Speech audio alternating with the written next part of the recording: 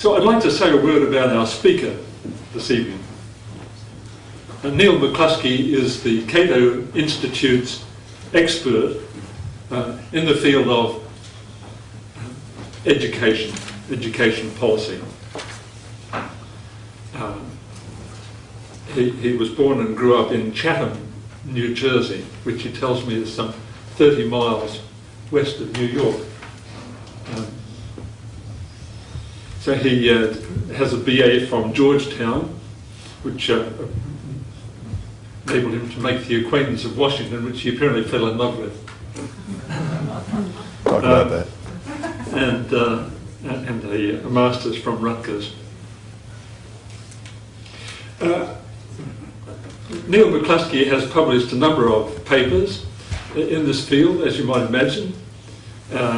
He has a book coming out called, being published by Rowman and Littlefield, called The Feds in the Classroom. So, how big government, well, this is a rather strong language, but corrupts, cripples and compromises American education.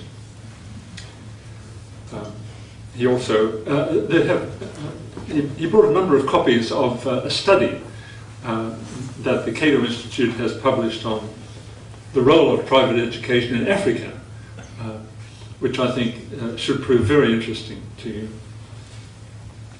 Well, I think without more ado, I would invite Mr. McCluskey to speak to us.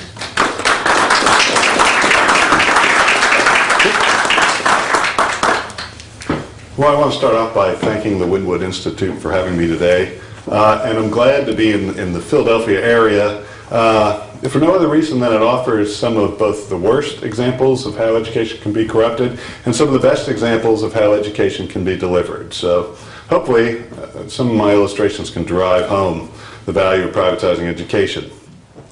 Tonight I will be attacking a sort of a sacred article of faith. That article of faith is that education must be provided by the public sector. That in the days before public education, so the article of faith goes, and by public education most people really mean public schooling, where the government establishes and runs schools. But the article of faith is before there was government-run schools, people lived largely in brute ignorance. Universal compelled government education, however, changed all that and made America the social and economic powerhouse that it is today. Fortunately, reality does not comport with this. For much of American history, starting in the colonial period, education was primarily actually driven by private choice and delivered through private and voluntary means. And it worked, providing necessary education quickly and efficiently. It was not until the myth that schooling must be furnished by government actually came to fruition, when people did make it run by government, that education was corrupted. So how did this myth get started? Let me just give you a little idea of how the myth has been put into words. In 1920, a man named Elwood Cubberley, you might be familiar with him, the highly influential dean of the Stanford School of Education, wrote a book called The History of Education. At the outset of the book, he laid out essentially a quick and broad synopsis of all of Western civilization. And he concludes that state-run education is the key to human progress. As he wrote at the end of his quick Western civilization lesson that started this book, and I quote, "With the spread of the state control idea as to education have also gone Western ideas as to government, human rights, social obligations. Western civilization promises to become the dominant force in world civilization and human progress, with general education as its agent and greatest constructive force." That's sort of the uber myth of state education, that human progress relies on the state running the schools for all people. Without state-run schooling, only the rich, they say, would be educated, and life would be, as Hobbes would say, solitary poor, nasty, brutish, and short. Now, this uber myth is really the greatest component of the public schooling myth in both the US and most of the rest of the world, actually. There is, however, a uniquely American corollary to the myth that Benjamin Barber, who's the author of a best-selling book called Jihad vs. McWorld, He presented this corollary in 1997 when he said that public schools, and I quote, are the very foundation of our democratic civil culture. Institutions where we learn what it means to be a public and start down the road toward common national and civic identity. They are the forges of our citizenship and the bedrock of our democracy. Public schools, again, are the bedrock of our democracy. So in the U.S., the myth goes, not only do public schools enlighten, they also unify, taking disparate, diverse people and forging them somehow into a happy, assimilated, and free mass of people. So what are the origins of the myth? There are really two explanations for how the myth came to be. One is there was a line of people who perpetuated the myth by saying what they said public schooling could do. And then there's the other line that looked back on history and said, this is what public education has done. So first, who are the people who wanted to make public education a state-run enterprise? And there are actually a history of pretty well-known, famous writers and thinkers of the American centuries who spoke about the need for and potential of state-run schooling. The most famous is actually Thomas Jefferson, who proposed universal grades 1 through 3 education for the state of Virginia. And here's perhaps his most famous quote regarding education. He said, quote, "I know of no safe depository of the ultimate powers of the society but the people themselves. And if we think them not enlightened enough to exercise their control with wholesome discretion, the remedy is not to take it from them, but to inform their discretion by education." Following then after Jefferson, we get to, no doubt someone you've all heard of, is Horace Mann. There are schools all over the country. There's the Horace Mann Elementary School, high school, middle school. And he was sort of considered the father of the common schools, the forerunner of today's modern public schools. And his 12th annual report to the Massachusetts State Board of Education, he said what he thought state schooling could be, and I quote from him. "Without money and without price," he declared, "a free school system throws open its doors and spread the table of its bounty for all the children of the state. Like the sun, it shines not only upon the good, but upon the evil, that they may become good. And like the rain, its blessings descend not only upon the just, but upon the unjust, that their injustice may depart from them and be known no more." It's a pretty lofty goal for state-run education. And the last great well-known philosopher when it came to education who wanted to make state-run schools the basis of education was John Dewey. And he is still largely the idol of what we'll call the education establishment. And as he wrote in his book, Education and Democracy, a democracy is more than a form of government. It is primarily a mode of associated living, a conjoint communicated experience. You'll have to put up with this convoluted phraseology, but I continue. "The extension in space of the number of individuals who participate in an interest so that each has to refer his own actions to that of others and to consider the action of others to give point and direction to his own. It's the equivalent to the breaking down of those barriers of class, race, and national territory which kept men from perceiving the full import of their activity."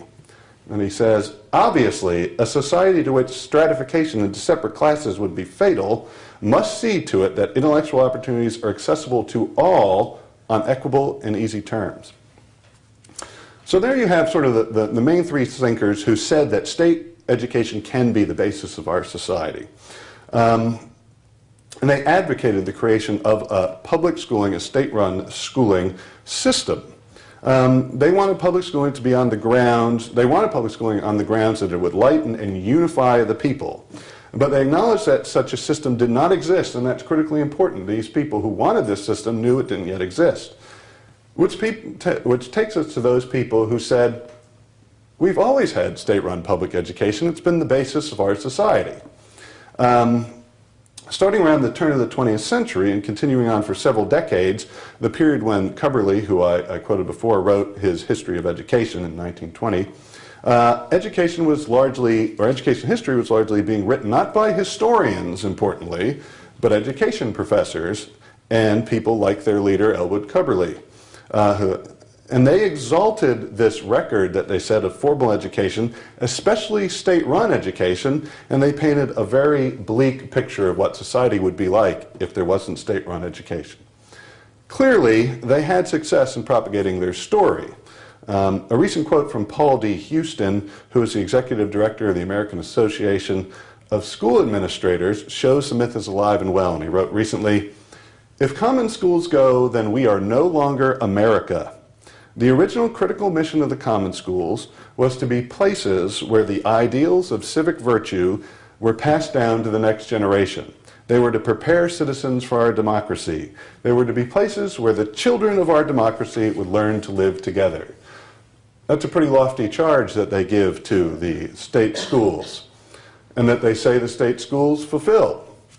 But the story of public schooling as this foundation of American democracy, and indeed of all civilization, apparently, was spread successfully for the first half, roughly, of the 20th century, and clearly it remains alive today with many people who just assume that state-run public education is the foundation of our democracy.